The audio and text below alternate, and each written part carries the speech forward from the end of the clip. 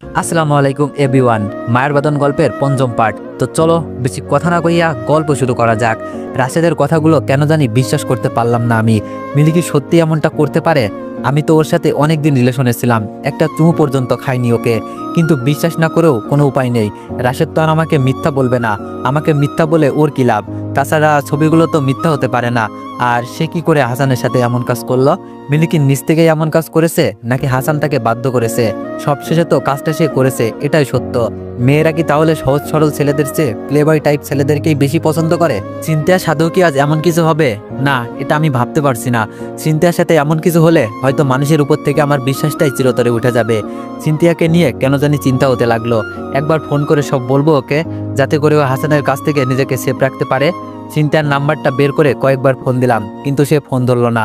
ভয়টা যেন আরো বাড়তে লাগলো। আমি চিন্তাকে ফোনের পর ফোন দিয়ে গেলাম, কিন্তু সে ফোন ধরলো না। জানি না ফোন ধরলে তাকে হাসানের কথাগুলো বলতে পারতাম কিনা। তবুও তাকে অনেকবার ফোন দিলাম, কিন্তু সে আমার ফোন ধরলো না। আমার এমন অবস্থা দেখে রাশেদ জানতে চাইলো কি হয়েছে আমার।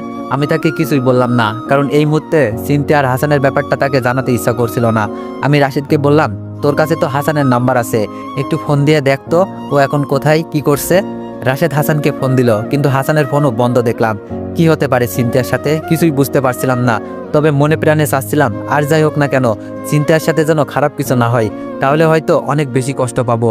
যদিও এই ছোট্ট জীবনে কষ্ট জিনিসটা কম পাইনি আমি, তবে এমন কষ্ট যেন না পাই যেটা সহ্য ক্ষমতার বাইরে। তাড়াতাড়ি বাসায় ফিরতে চাইলেও ফিরতে ফিরতে রাত 10টা বেজে গেল। রাশেদ জানালো তেমন কোনো সমস্যা নেই। আমি শুধুই অদ্ভুত সব চিন্তা করছিলাম। বাসায় গিয়ে দেখলাম চিন্তা মন খারাপ করে গোমরা মুখে বিছানায় বসে আছে। তাকে এভাবে দেখে খারাপ লাগছিল আমার। তাকে সবসময় ভালো দেখতে পারলে কেন জানি আমারও অনেক ভালো লাগে, কিন্তু তার মন খারাপ দেখলে আমারও মনটা বিষণ্ণ হয়ে যায়। আগে এমন হতো না, কয়েকদিন হলো এমন হচ্ছে। আমি তার কাছে জানতে চাইলাম, কি হয়েছে আপনার, এমন মন মারা হয়ে বসে আছেন কেন? চিন্তি আমার প্রশ্নের বিপরীতে কপাল কুঁচকে বলল, জামাই মারা গেছে তো তাই মন খারাপ। হাসান আর চিন্তাকে নিয়ে অনেক চিন্তার মাঝেও আমি কিঞ্চিত হেসে বললাম, বেঁচে থাকতে আমাকে মেরে ফেললেন? আমি তো আপনার পথের কাটা হইনি, তাহলে মারার কি দরকার? যেই মানুষটা এমনিতেই মরা তাকে মেরে কি লাভ বলেন? আমার কথা শুনে সিনথিয়া বসা থেকে উঠে দাঁড়ালো, আমার দিকে এগিয়ে এসে বলল, আপনার আবার কি হলো? এত ইমোশনাল হইয়েন না তো। সবসময় এত ইমোশনাল ভালো লাগে না। বেঁচে থাকার জন্য জীবনে কিছু ফান মাস্তি থাকা দরকার আছে। সিরিয়াসনেস জীবন কেমন জানি আমিহীন মনে হয়। সিনথিয়ার এমন কথা বলার আগাগোড়া খুঁজে পেলাম না। আমিও তার সাথে তাল মিলিয়ে বললাম, আমি কি সত্যি অনেক সিরিয়াস? তখন সিনথিয়া হেসে বলল, বিন্দু মাত্র সন্দেহ নেই। আপনি আমাকে ওইভাবে একা রেখে চলে আসলেন কেন? সিনথিয়ার এমন প্রশ্ন শুনে আমি কিছুটা আশ্চর্য হলেও মনে মনে খুব খুশি হলাম। আমি তার দিকে তাকিয়ে বললাম, ও মা, একা কোথায়? আপনার বয়ফ্রেন্ডের কাছেই তো রেখে এলাম। বয়ফ্রেন্ডের কাছে বুঝি নিজেকে নিরাপদ মনে করেন না? তখন সিনথিয়া বলল, তা করব না কেন, বাট আপনার ওইভাবে আমাদেরকে একা রেখে আসা উচিত হয় নাই। আমি চেয়েছিলাম আপনিও আমাদের সাথে সারাদিন থাকেন, আমাদের সাথে ঘোরেন। আমি তাকে হাসানের আসল রূপটা বলতে চাইলাম একটা মেয়ের সাথে তার বয়ফ্রেন্ডের ফিজিক্যাল সম্পর্কের কথা। কিন্তু ভয় হলো সিনথিয়া যদি আমার কথাগুলো বিশ্বাস না করে, যদি ভাবে হাসানকে তার চোখে খারাপ বানানোর জন্য আমি এইসব বলছি, তাহলে তো ব্যাপারটা হিতে বিপরীত হয়ে যাবে। ছবিটাও নিয়ে আসিনি, কিন্তু ছবি দেখাইলেই কি আর সিনথিয়া বিশ্বাস করবে? হাসান তো এখন প্রতিষ্ঠিত, তার সাথে এমন ছবি থাকাটা অস্বাভাবিক কিছু না। কিন্তু যেভাবেই হোক না কেন সিনথিয়াকে এই বিষয়টা আমার জানাতেই হবে। আমি সিনথিয়াকে বললাম, নিরাপদ মনে করা উচিত না। আমি মনে করি কোনো মেয়েই অন্য পুরুষের কাছে নিরাপদ না। যেখানে নিজের আপনজনরাই সুযোগ পেলে ঝাঁপিয়ে পড়ে, সেখানে অন্য কারো কাছে নিরাপদ মনে করাটা বোকামি। আপনি বরং আপনার বয়ফ্রেন্ডের সম্পর্কে ভালোভাবে একটু খোঁজখবর নিয়েন। বলা তো যায় না কার মনে কি আছে। আমার কথাগুলো শুনে যে চিন্তা খুব একটা খুশি হতে পারলো না, সেটা তার মলিন মুখটাই জানান দিচ্ছিল। নিজের বয়ফ্রেন্ড সম্পর্কে কেউ খারাপটা শুনতে চায় না, সবাই ভালোটাই শুনতে চায়। চিন্তাও তেমন। চিন্তা মলিন মুখে বলল, এসব বলার কারণ কি? আমার বয়ফ্রেন্ডকে আমার চোখে খারাপ বানিয়ে আপনার লাভ কি? আমি তো আপনাকে চিনি না, জানি না, তবুও তো আপনার সাথে এক ছাদের নিচে বসবাস করছি। আপনার কাছে যদি নিজেকে নিরাপদ ভাবতে পারি, তাহলে আমার বয়ফ্রেন্ডের কাছে নিজেকে নিরাপদ ভাবতে পারবো না কেন? চিন্তার কথার কোনো যুক্তিসঙ্গত উত্তর খুঁজে পেলাম না আমি, তাই শুধু বললাম, আমার কোনো লাভ নেই। আমার মনে হলো তাই কথাগুলো বললাম। আর একটা কথা, খারাপ মানুষগুলো কিন্তু সর্বপ্রথম বিশ্বাসটা অর্জন করে নেয়। সে আশ্বাস দেয় সে খারাপ কিছু করবে না, কিন্তু সবশেষে দেখা যায় বিশ্বাসী মানুষটাই দুর্বলতার সুযোগ নিয়ে অনেক কিছু করে বসে। বিশ্বাসী মানুষগুলোকে ধোঁকা দেওয়া এই পৃথিবীর সহজ কাজগুলোর মাঝে একটা। আর আমি আপনাকে অনেকবার ফোন দিয়েছিলাম, আপনি ফোনটা ধরেননি কেন? তখন চিন্তিয়া বলল, আপনার কথা ঠিক আছে, তবে আপনিও তো এখন আমার সর্বনাশ করতে পারেন। তাই বলে কি আপনার সাথে থাকা বাদ দিয়ে দিব? ফোন ধরিনি কারণ ইচ্ছে করেনি। চিন্তার কথাগুলো শুনে মনে হলো তার তো হাসানের সাথে চলে যাওয়ার কথা ছিল, কিন্তু সে আবার আমার সাথে থাকার কথা কেন তুলছে। আমি তাকে জিজ্ঞেস করলাম, আপনি তো বলেছিলেন আপনার বয়ফ্রেন্ডের সাথে কথা হওয়ার পর দেখা হলেই তার কাছে চলে যাবেন, কিন্তু তার সাথে না গিয়ে এখানেই পড়ে রইলেন যে? তখন চিন্তিয়া বলল, কেন আমি থাকতে বুঝি আপনার অনেক সমস্যা হচ্ছে? চিন্তার এমন কথা শুনে তাকে বলতে ইচ্ছে হলো, আমি তো চাই তুমি সবসময়ের জন্য আমার কাছে থেকে যাও, কিন্তু তুমি কি আমার চাওয়াটা রাখতে পারবে? কিন্তু আমি এমনটা না বলে তাকে বললাম, সমস্যা না, তবে আপনার পেছনে অলরেডি অনেক টাকা খরচ হয়ে গেছে। নিজের বাবা মাও তো সন্তানের জন্য এমনি এমনি কিছু করতে চায় না। আপনি আর কয়দিন থাকবেন এখানে? চিন্তিয়া জোরে একটা নিঃশ্বাস ফেলে বলল, জানি না কতদিন থাকতে হবে। হাসান রাজশাহী থেকে আমার সাথে দেখা করতে এসেছিল। যেদিন পালিয়ে যাওয়ার কথা ছিল সেই দিনও ঢাকাতে আসার পর ছিনতাইকারীদের হাতে পড়েছিল, না হলে সেই দিন আমাকে রাজশাহী নিয়ে যেত। কিন্তু এখন যেহেতু থাকার মতো অবস্থান আমার কাছে আছে, তাই আর নিয়ে যাবে না। খুব তাড়াতাড়ি নাকি সে ট্রান্সফার হয়ে ঢাকায় আসবে, ততদিন এখানেই থাকতে হবে। আমি নিজের অজান্তেই বলে ফেললাম, ভালোই হয়েছে, ঠিক মতোই ছিনতাইকারী ধরেছিল, না হলে সেদিন অনেক কিছুই হতে পারতো। আমার এমন কথা শুনে চিন্তিয়া ধমকে সুরে বলল, কী সব আবল তাবল বলছেন? ভালোই হয়েছে মানে? ওই দিন ওই ঘটনা না ঘটলে তো আর আপনার সাথে দেখা হতো না, আমাকেও এমন অবস্থায় পড়তে হতো না, আর আপনি বলছেন ভালোই হয়েছে? অদ্ভুত। আমি প্রসঙ্গটা এড়িয়ে গিয়ে বললাম, আপনাকে একটা কথা বলি, রাগ কইরেন না। তখন চিন্তিয়া বলল, রাগ করার মতো হলে রাগ না করে থাকতে পারবো না। সে রাগ করবে জেনেও তাকে আমি বললাম, আপনার বয়ফ্রেন্ড কেমন যে একটা অবিবাহিত ছেলের সাথে এক ফ্ল্যাটে থাকতে দিচ্ছে? আমি যদি আপনার বয়ফ্রেন্ডের জায়গায় থাকতাম তাহলে কখনোই আমি আপনাকে এইভাবে একজন ছেলের সাথে এক বাসায় থাকতে দিতাম না। তখন চিন্তিয়া বলল, সবার মন মানসিকতা তো আর এক না। হাসান আমাকে বিশ্বাস করে বলেই থাকতে দিয়েছে, কারণ সে জানে আমি এমন কিছুই করব না, আর আমার একা থাকতে ভয় লাগে, সেই জন্যই আপনার সাথে শেয়ার করে থাকি। আমি অনেক চেষ্টা করেও যখন চিন্তাকে হাসানের সম্পর্কে কোনো নেগেটিভ ধারণা দিতে পারলাম না, তখন মনে মনেই রাগ করে বললাম, যা, তোর জীবন তুই নষ্ট করবি, আমার বালের কি? তোর ভালো চাই আর তুই ভাবনিস। চিন্তার সাথে কথা বলে ঘুমাতে গেলাম, কিন্তু ঘুম এলো না। ভাবলাম অবনীকে একবার ফোন দিই। বাবা মা কি সব সত্য জানে, নাকি অবনী অভিমান করে কিংবা তার মায়ের চোখে এখনো কিছু জানায়নি? কিন্তু অবনীর মা তো জানাতে পারে। মৃত্যুর আগে মানুষ চাই নিজের ভুলগুলো শুধরে নিতে। কারোর কাছে খারাপ মানুষ হয়ে কেউ কখনো মরতে চায় না। মৃত্যুর আগে সবাই চাই নিজের জানা পাপ কাজগুলো থেকে নিজেকে মুক্ত করতে। সবার কাছে ক্ষমা চেয়ে নিতে চাই, সবাই ক্ষমাও করে দেয়। যতই শত্রুতা থাকুক না কেন, মৃত্যুর পথযাত্রী একজন মানুষকে ক্ষমা করবে না এমন মানুষ হয়তো পৃথিবীতেই নাই। তাহলে আমারও কি অবনীর মায়ের সাথে একবার দেখা করা উচিত, তাকে ক্ষমা চাওয়ার সুযোগ দেওয়া উচিত? কিন্তু আমার যে মন চাই না আমি ওই মহিলার কাছে যাই। মনের বিরুদ্ধে কি কোনো কাজ করা যায়? যায় না। গেলেও আমি আমার মনকে দুঃখ দিয়ে তার বিরুদ্ধে যেতে চাই না। তাই অবনীকে ফোন দিলাম না। 2 দিন পর হঠাৎ করেই বাবার নাম্বার থেকে ফোন পেয়ে অনেকটা চমকে গেলাম। এতদিন পর কি মনে করে বাবা আমাকে ফোন দিল, এটা ভাবতেই প্রথমবার ফোনটা ধরতে পারলাম না। পরের বার যখন ফোন দিল তখন আর না ধরে থাকতে পারলাম না। তবে তাদের উপর আমার অনেক অভিমান জমা হয়ে আছে। জানি না এই অভিমানগুলো তারা ভাঙাতে পারবে, নাকি আমি নিজেই পাহাড় সমান অভিমানগুলোর কাছে হার মানব। ফোন ধরার পরেই বাবা যে কথাটা বললেন সেটা হলো, তুমি বাসায় চলে আসো, তোমার বোনের বিয়ে হয়ে গেছে। তোমার সম্পর্কে আমরাও সবটা জানতে পেরেছি। অনেকেই জানতে পেরেছে তুমি কাজটা করনি। যে তোমাকে এভাবে লাঞ্ছিত করেছিল, আল্লাহ তাকে তার পাপের শাস্তি দিয়েছে। তুমি বাসায় চলে আসো, তোমার মা তোমার জন্য অপেক্ষা করছে। বাবার কথাগুলো কেন জানি আমার ভিতরটাতে জায়গা করে নিতে পারলো না। সেই জন্যই হয়তো আমার পাহাড় সমান অভিমানগুলো বলে উঠল। আপনি তো বলেছিলেন যদি 1 বছরের মধ্যে বেঁচে থাকার মতো কোনো কিছু করতে না পারি তাহলে যেন আপনার কাছে চলে আসি। কিন্তু আফসোসের বিষয়, আপনার কথাটা মিথ্যা প্রমাণ করে আমি নিজেই বেঁচে থাকার মতো একটা অবস্থান তৈরি করেছি। এখন আমি আপনাকে ছাড়াই বেঁচে থাকতে পারবো। এখন কি আপনার কাছে যাওয়ার কোনো দরকার আছে? আমার তো মনে হয় না। আমার কথাগুলো শুনে বাবা প্রচণ্ড রাগ করলেন, ধমক দিয়ে বললেন, বেয়াদব ছেলে। কথাটা বলেই তিনি ফোনটা রেখে দিলেন। বাবা ফোন রেখে দেওয়ার পর আমারও কেন জানি খারাপ লাগলো। এভাবে না বললেও পারতাম। নিজের উপর নিজেরই রাগ হতে লাগলো। রাগটা কারোর উপর ঝাড়তে হবে। বাবার সাথে এত খারাপ ব্যবহার করেছি, এটা মনে রাখতে চাই না আমি। এর জন্য কারোর সাথে আমার ঝগড়া করতে হবে, খারাপ ব্যবহার করতে হবে, বকা দিতে হবে। কিন্তু কাকে দিব? মিলিকে দেওয়া যায়। এই মেয়েটা আমাকে অনেক মিথ্যা বলেছে।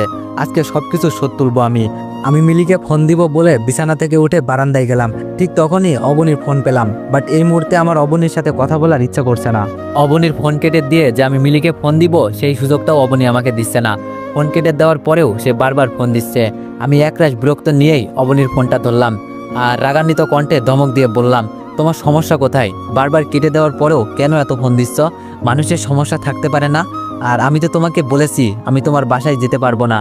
আমি তোমার মাকে সেই দিন থেকেই অনেক ঘৃণা করি, যেই দিন সে আমার উপর মিথ্যা অপবাদ চাপিয়ে দিয়েছিল। সে মৃত্যুর পথযাত্রী বলে আমি তার কাছে যাব, সে আমার কাছে ক্ষমা চাইবে আর আমি তাকে ক্ষমা করে দিব, এতটা ভালো মানুষ আমি না। আমি এখনো ওই দিনটার কথা ভুলিনি, যেদিন তুমি আর তোমার মা আমাকে অপমান করে বাসা থেকে বের করে দিয়েছিলে। তুমি আমাকে অন্তত এই রিকোয়েস্টটা করো না, করলেও আমি রাখবো না। সত্যি বলছি, আমি তোমার মাকে মন থেকে ঘৃণা করি। সে বেঁচে থাকতেও ঘৃণা করব, মরে গেলেও করব। তার প্রতি আমার ঘৃণাটা বিন্দু মাত্র কমবে না, কখনো না, কোনোদিনও না। আমার কথাগুলো শুনে যে অবনীর ভিতরটাতে আঘাত করলো, ক্ষত বিক্ষত করলো, সেটা আমি বুঝতে পারলাম। সেজন্যই হয়তো অবনী বিষণ্ণ কণ্ঠে আমাকে বলল, স্যার, মানুষ তো ভুল করলে স্বয়ং আল্লাহও তাকে ক্ষমা করে দেন। সে যদি মন থেকে আল্লাহর কাছে ক্ষমা চায়, আপনাকে যে মিথ্যা অপবাদ দিয়েছিল তার শাস্তি হিসাবে সে এমন একটা রোগে আক্রান্ত হয়েছে যে বেঁচে থাকতেও নরক যন্ত্রণা ভোগ করতে হচ্ছে তাকে। তার কাছে কেউ যেতে চায় না, তাকে সবাই দূর থেকেই দেখে চলে যায়। আল্লাহ তাকে এই পাপে শাস্তি দিয়েছে। সে মরার আগে একটা বার আপনার সাথে দেখা করতে চাই, কথা বলতে চাই, আপনার 2 হাত ধরে ক্ষমা চাইতে চাই। আপনি কি তাকে সেই সুযোগটা দিবেন না? আপনি তো এতটা নিষ্ঠুর কখনোই ছিলেন না। আমার মায়ের বেলায় কেন তাহলে এত নিষ্ঠুর হচ্ছেন? একবার ভিতরটাতে প্রশ্ন করুন, আপনি কি কাজটা ঠিক করছেন? অবনীর কথা শুনে আমার প্রচণ্ড রাগ হলো। রাগে গড়গড় করতে করতে আমি বললাম, তুমি হয়তো এটাও জানো না, পৃথিবীর সব ভুলের ক্ষমা হয় না। তোমার মায়ের খালাতো ভাইয়ের মান মর্যাদা অনেক উপরে, তার পরিবারের সমাজে অনেক কদর আছে, এলাকার সবাই তাদেরকে সম্মান করে, কেউ তাদের সম্পর্কে কখনো খারাপ বলতে পারেনি। তাই তোমার মা চায়নি তার কারণে পুরো পরিবারটা সবার কাছে হাসির পাত্র হোক। তোমার মা নিজের মান সম্মানটা নিয়ে কখনোই ভাবেনি, কারণ তোমাদের তেমন কেউ ছিল না যারা তোমার মায়ের এমন কাজে অপমান বোধ করবে। তোমার মা তার আপনজনদের সম্মানটা নিয়ে ভাবলো, তাদের পরিবার নিয়ে ভাবলো, কিন্তু সে একটাবার ভাবেনি আমারও মান সম্মান আছে, আমারও পরিবার আছে, তারাও অপমানিত হতে পারে। তার আপনজনদের অপমান যাতে না হয় সেই জন্য তোমার মা এমনটা করেছে। আমি অনেকটা পরে হলেও বুঝতে পেরেছি, অন্য কারোর সাথে কুকর্ম করার পর সেটা আমার উপর দিয়ে চালিয়ে দিয়েছে। এটাকে তুমি ক্ষমা করতে বলো? এটা ক্ষমা করার মতো কোনো কাজ না। দুনিয়ার সবাই পারলেও আমি পারবো না। আমার এমন কথা শুনে অবনী কেঁদে দিল, কাঁদতে কাঁদতে বলল, স্যার, পৃথিবীর কোনো মেয়ে কি নিজের মায়ের সম্পর্কে এমন কিছু শুনতে পছন্দ করবে? তার ভালো লাগবে? আমি তো এইসব জানি, তাহলে কেন শুধু শুধু আমাকে মনে করিয়ে দিচ্ছেন আমার মা একজন খারাপ মানুষ, অন্য একজন ছেলের সাথে পরকীয়ায় লিপ্ত ছিল? হাজার খারাপ হলেও তো সে আমার মা, আমি তার খারাপটা শুনতে পারি না। মরার আগে তার একটা ইচ্ছা, আপনার সাথে কথা বলবে সে। মেয়ে হিসাবে তো একজন মায়ের জন্য এটা করতেই পারি, হোক না সে খারাপ, তবুও তো আমার মা। আমার জায়গায় আপনি থাকলে কি করতেন বলেন? অবনীর এমন নীরব আত্মসমর্পণে খারাপ লাগলো আমার, তবে আমি নরম হলাম না। আমি তাকে বললাম, আমার মা এমন কাজ করলে তাকে আমি কোনোদিন মা হিসাবে পরিচয় দিতাম না। তুমি হয়তো জানো না, একটু আগেই আমি আমার জন্মদাতা বাবার সাথে কতটা খারাপ ব্যবহার করেছি। আমার মায়ের সাথেও কথা বলি না, কারণ কি জানো? শুধুমাত্র তারা আমার খারাপ সময়ে আমার পাশে থাকেনি, আমাকে বিশ্বাস করেনি। যেখানে নিজের বাবা মায়ের সাথে আমি আপোষ করলাম না, সেখানে তোমার মায়ের সাথে কি করে আপোষ করব? আমি মানুষটাই এমন, সবাইকে ভালোবাসতে চাই, সবার সাথে মিশতে চাই, কাউকে কখনো ঘৃণা করতে পারি না। কিন্তু যদি একবার ঘৃণা করা শুরু করি কাউকে, তাহলে শত চেষ্টা করেও তাকে আর ভালোবাসতে পারি না আমি। তোমার মায়ের ক্ষেত্রেও এমন হয়েছে। জানি না এই ঘৃণাটা আর কতদিন থাকবে, হয়তো সারা জীবন কিংবা 1 বছর। যদি আল্লাহ চাই তাহলে তোমার মা মারা যাওয়ার আগেই তার প্রতি আমার ঘৃণাটা সমাপ্তি হতে পারে, তবে এমনটা হওয়ার সম্ভাবনা নেই। তাই বলছি, আমাকে আর ফোন করে অনুরোধ করো না, আমি তোমার অনুরোধ রাখতে পারবো না। অবনীর দুঃখ ভারাক্রান্ত হৃদয়ে আমাকে অনুরোধ করে, কিন্তু আমি তার অনুরোধ রাখিনি। অপমান, অবহেলা একজন মানুষকে কতটা নিষ্ঠুর করে তুলতে পারে সেটা বোধহয় আমার থেকে ভালো আর কেউ জানে না। সময়ের ব্যবধানে আমিও যে অনেকটা পরিবর্তন হয়ে গেছি সেটা আজ খুব করেই বুঝতে পারলাম। আগে এমন ছিলাম না আমি, সত্যি বলছি, এতটা পাষাণ কখনোই ছিলাম না আমি। কিন্তু আমার খুব কাছের মানুষগুলোই আমাকে এমন বানিয়েছে। সবার দুঃখে আমার ভিতরটা কেঁদে উঠত, কিন্তু এখন আর কাঁদে না। এখন মনে হয় এইগুলো সব অভিনয়। নিজের প্রয়োজনে সবাই সবার কাজে নত হয়, প্রয়োজন ছাড়া কেউ কারো কাছে নত হয় না। অবনীর মা যদি কঠিন অসুখে আক্রান্ত না হতো তাহলে হয়তো সে আমার কাছে কখনোই ক্ষমা চাইতো না। আমার মা বাবা যদি সত্যিটা না জানতে পারতো তাহলে তারাও হয়তো আমাকে ফোন দিত না। তাই এইসব মানুষের প্রতি আমার ভিতরটাতে আর কোনো মানবতা কাজ করে না। অবনীর প্রতিবারের মতো এবারও হতাশে ফোনটা রেখে দেয়। আমি মিলিকে ফোন দিলাম, কিন্তু তার ফোন ওয়েটিং। অনেকবার ফোন দেওয়ার পর মিলি ফোন ধরল। ফোন ধরেই তিরস্কারে সুরে বলল, আজ কি সূর্য পশ্চিম দিকে উঠেছে নাকি? তুমি আমাকে নিচ থেকে ফোন দিলে। আমি আমার এক দুঃসম্পর্কের আত্মীয়র সাথে কথা বলছিলাম, তাই তোমার ফোনটা ধরতে পারিনি। আমিও তিরস্কারের কণ্ঠে মিলিকে বললাম, আমি তোমার বয়ফ্রেন্ড না, কাজেই আমার কাছে তোমাকে এইসব না বললেও চলবে। তোমার যার সাথে ইচ্ছা তার সাথে কথা বলতে পারো। এটার জন্য আমাকে বলা মানে আমাকে অপমান করা, কারণ তুমি আমার থেকে অনেক কিছুই লুকাতে পারো। জীবনের সবচেয়ে বড় অপরাধটা তুমি আমার কাছ থেকে হাইড করেছো। আমার কথা শুনে মিলি অনেকটা বিস্ময় প্রকাশ করে বলল, কি বলতে চাচ্ছ তুমি? সরাসরি বলো। আমি তোমার কাছ থেকে কিছুই লুকাইনি। আমি এখন আমার এক খালার সাথে কথা বলছিলাম, এটাই সত্য। আমি তখন মিলিকে বললাম, আমি এটার কথা বলিনি। আচ্ছা সত্য করে একটা কথা বলবে তুমি আমাকে? মিলি আমার প্রশ্নের জবাবে বলল, কি কথা বলো। তখন আমি কোনো সংকোচ না করে সরাসরি তাকে বললাম, তুমি কি কখনো সেক্স করেছো? প্রেমিক হিসাবে কি অশুদ্ধ ছেলে পছন্দ না? যারা তোমাকে মন থেকে ভালোবাসে তাদেরকে তুমি খুব ভালোবেসে কোনোদিন জড়িয়ে ধরেছো?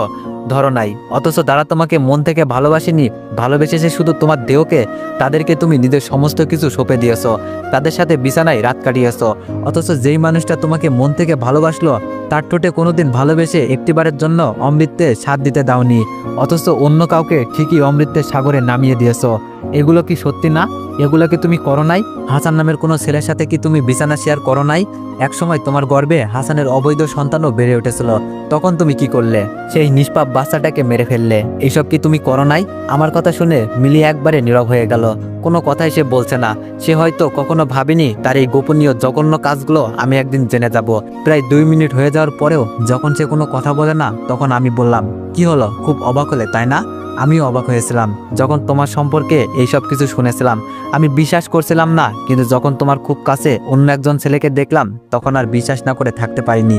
বিশ্বাস করো, তোমাকে হাসানের যতটা কাছে দেখেছি, ততটা কাছে আমিও মনে হয় কখনো যাইনি। এতটাই শ্রদ্ধা করতাম তোমাকে। তুমি মনে হয় এইসব শ্রদ্ধা থেকে নিজেকে সেক্সুয়াল সুখটাকেই বড় করে দেখেছিলে। কেন করলে আমার সাথে এমন মিথ্যা অভিনয়? শুধুমাত্র আমার ভালোবাসা পাওয়ার জন্য, তাই তো? কিন্তু তুমি কি জানো, এইসব জানার পরে তোমার জন্য আমার মনে ভালোবাসা তো দূরের কথা, তোমাকে ঘৃণা করতেও আমার নিজেকে অনেক ছোট মনে হয়। আমার লজ্জা হয় আমি তোমার মতো একটা মেয়েকে ভালোবেসেছিলাম। আমি কিছু না করেও তোমার কাছ থেকে চরিত্রহীনের অপবাদ পেয়েছিলাম, তবুও আমি চুপ করেছিলাম। কিন্তু তুমি এরকম একটা কাজ করার পর সেটা চাপিয়ে রেখে নিজেকে দুধে ধোয়া তুলসী পাতা মনে করতে। কিন্তু জানো কি, সত্য কখনো চাপা থাকে না, দেরিতে হলেও মানুষের সামনে আসে। হাসান খুব একটা ভালো ছেলে না। খোঁজখবর নিয়ে দেখো তোমার সাথে ফিজিক্যাল রিলেশন করার ভিডিওটা তার কাছে আছে নাকি। প্লেবয়রা এরকম করে, হয়তো এখন জানতে পারবে না, কিন্তু পরে ঠিকই জানতে পারবে। কিংবা কে জানে, তোমার সুন্দর ভিডিওটা একদিন ভাইরাল হয়ে যাবে। আমার কথা শুনে মিলি ওপর পাশ থেকে খুব কাঁদতে থাকে, কিন্তু ততক্ষণে আমি ফোনটা রেখে দিয়েছি, কারণ আমার যা বলার ছিল তা আমি মিলিকে বলে দিয়েছি। এখন নিজেকে কিছুটা হলেও হালকা মনে হচ্ছে। পেছনে তাকাতেই দেখি সিনথিয়া আমার দিকে তাকিয়ে আছে। এত রাতেও মেয়েটা জেগে আছে। আমার বিশ্বাস হলো না। তাহলে কি সিনথিয়া আমার সব কথা শুনে ফেলেছে? মিলিকে হাসান সম্পর্কে যা বললাম সব কি সিনথিয়া শুনে ফেলেছে? সেজন্যই এমন করে আমার দিকে তাকিয়ে আছে, নাকি অন্য কোনো কারণে? তো এভরিওয়ান, তোমরা কালকে অনেকেই রাগ করছো ভিডিও কেন আপলোড দিই নাই। তো তোমাদেরকে আবারও বলতেছি, আমি তো অনেক আগেই বলছিলাম যে শুক্রবারের দিনটা আমার ছুটি লাগবে, তার জন্য আমি শুক্রবারে ভিডিও আপলোড দিই নাই। তো আবারও বলে দিচ্ছি আপনাদের, শুক্রবারে কোনো ভিডিও আপলোড হবে না, আর প্রতিদিনই ভিডিও আপলোড হবে। তো তোমরা নেক্সট পার্টের জন্য অপেক্ষা করো। ধন্যবাদ।